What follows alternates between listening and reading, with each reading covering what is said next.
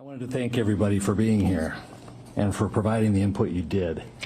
Not just the people who were in the courtroom here, but also those who provided written statements, both from the Floyd family and the defendant's family. I've read all the impact statements that were submitted earlier and listened carefully to all the input here today. And it is truly appreciated that you took the time to stay with this case and to provide me with input.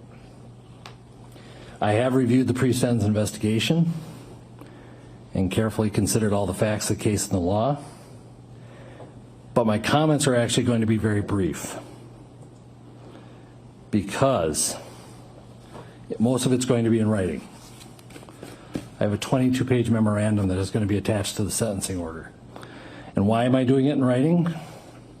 To emphasize the fact that determining the appropriate sentence in any case, and in this case, is a legal analysis. It's applying the rule of law to the facts of an individual and specific case. And that is why, as opposed to trying to being profound here on the record, I prefer that you read the legal analysis that explains how I determined the sentence in this case.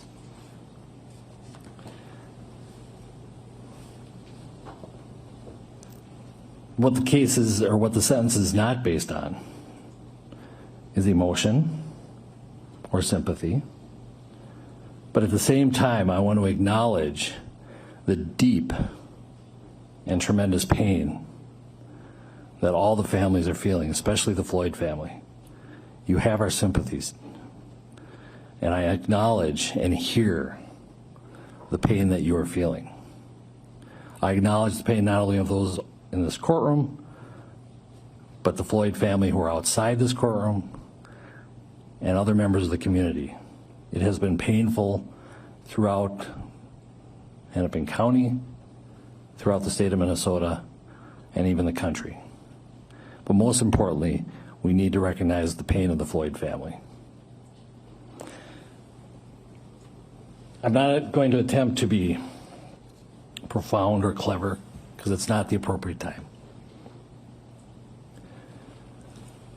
I'm not basing my sentence also on public opinion.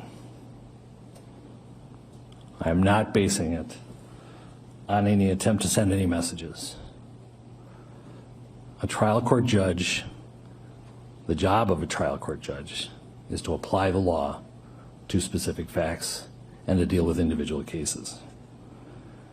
And so,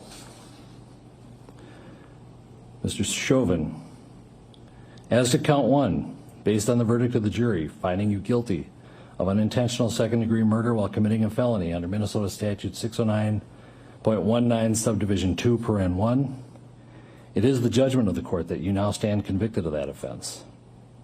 Pursuant to Minnesota Statute section 609.04, counts 2 and 3 will remain unadjudicated as they are lesser offenses of count 1. As sentenced for count 1, the court commits you to the custody of the Commissioner of Corrections for a period of 270 months. That's 270.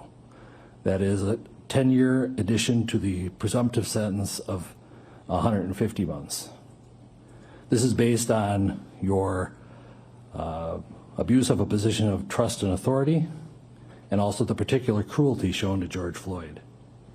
You are granted credit for 199 days already served.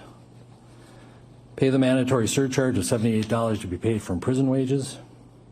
You're prohibited from possessing firearms, ammunition, or explosives for the remainder of your life. Provide a DNA sample as required by law.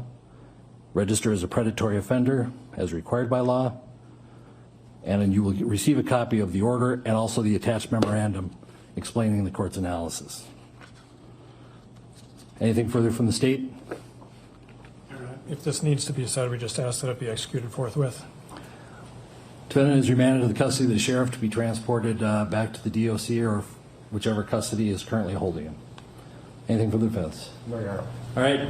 Thank you. We are adjourned. And there you have it, the sentence passed down from Judge Peter Cahill. He said that his words would be brief, and they were. 22 and a half years. When you add up the months that he just mentioned there, that is the sentence for Derek Chauvin for killing George Floyd on that day last year in Minneapolis.